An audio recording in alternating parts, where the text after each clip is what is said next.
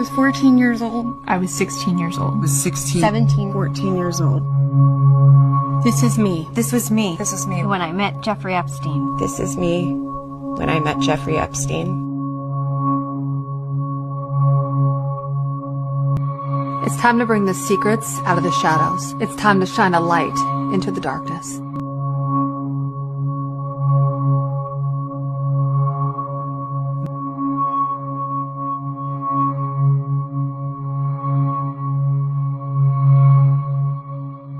Jeffrey Epstein एक ऐसा नाम है जिसका नाम बिलियनर्स, पॉलिटिशियंस, सेलिब्रिटीज और इवन रॉयल्टी से जुड़ा है, लेकिन साथ ही उस पर लगे हैं बच्चे और बच्चियों के साथ अत्याचार और सेक्स ट्रैफिकिंग के बहुत ही भयानक आरोप। उन सब के बारे में डिटेल में एनालिसिस करेंगे। इस वीडियो में हम बात करेंगे उसकी लाइफ, उसके क्राइम्स और उसकी डेथ, और जो लेटेस्ट एप्स्टीन फाइल रिलीज हुई है उन सब के बारे में डिटेल में एनालिसिस करेंगे।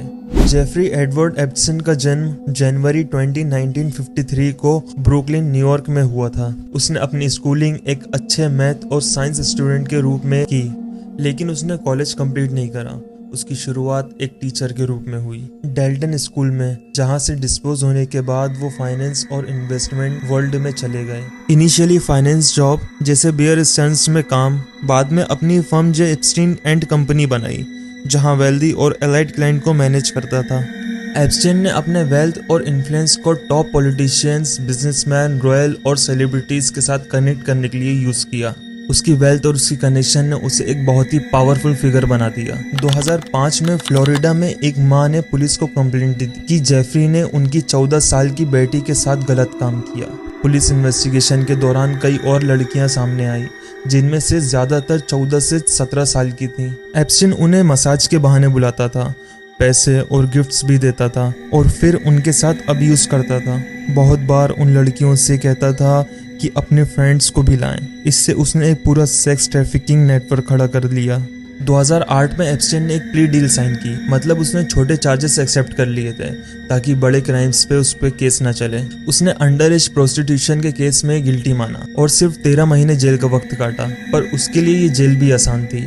उसे रोज बाहर जाने की परमिशन मिलती थी। लोगों ने इसे स्वीट हार्ट डील कहा, क्योंकि लगता था एप्स्टीन के पावरफुल फ्रेंड्स ने उसे बचा लिया। बाद में उसकी क्लोज फ्रेंड गिस्लेन मैक्सवेल पर भी केस चला। उसने लड़कियों को एप्स्टीन तक पहुंचाने का काम किया था। मैक्सवेल को 2021 में गिल्टी पाया गया और 20 साल की जेल हुई।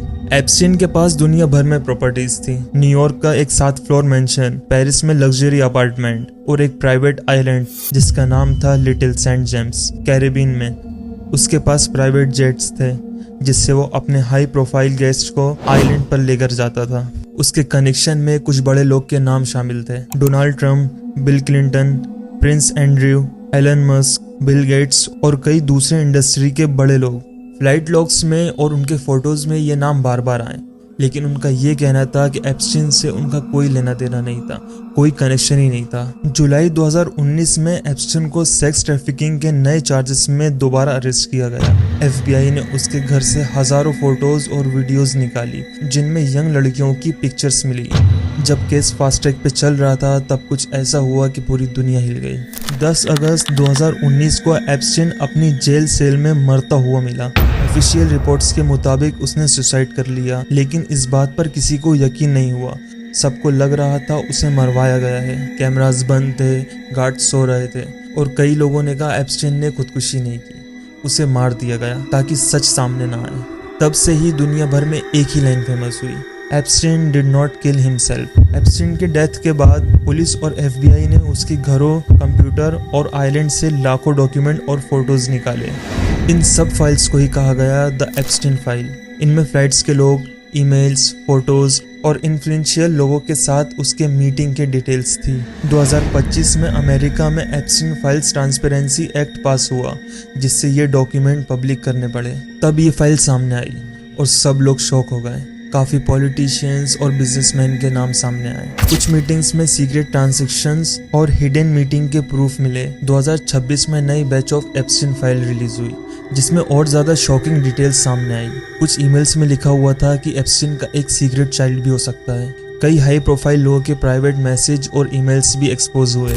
DOJ ने कुछ फाइल्स हटा दी क्योंकि उनमें से पर्सनल डिटेल्स गलती से पब्लिक हो गए थे। हर नए डॉक्यूमेंट्स के साथ कुछ नए सवाल उठ रहे थे। कौन कौन इस नेटवर्क का हिस्सा था? क्या एप्स्टीन अकेले था या कोई बड़े ग्रुप का हिस्सा? इस स्टोरी से क्या सीख मिलती है? जेफरी एप्स्टीन की कहानी सिर्फ एक आदमी के क्राइम्स तक सीमित नहीं है। ये दिखाता है कि पैसा, ताकत और पॉलिटिकल कनेक्शन एक साथ मिल जाता है तो सच छुप जाता है।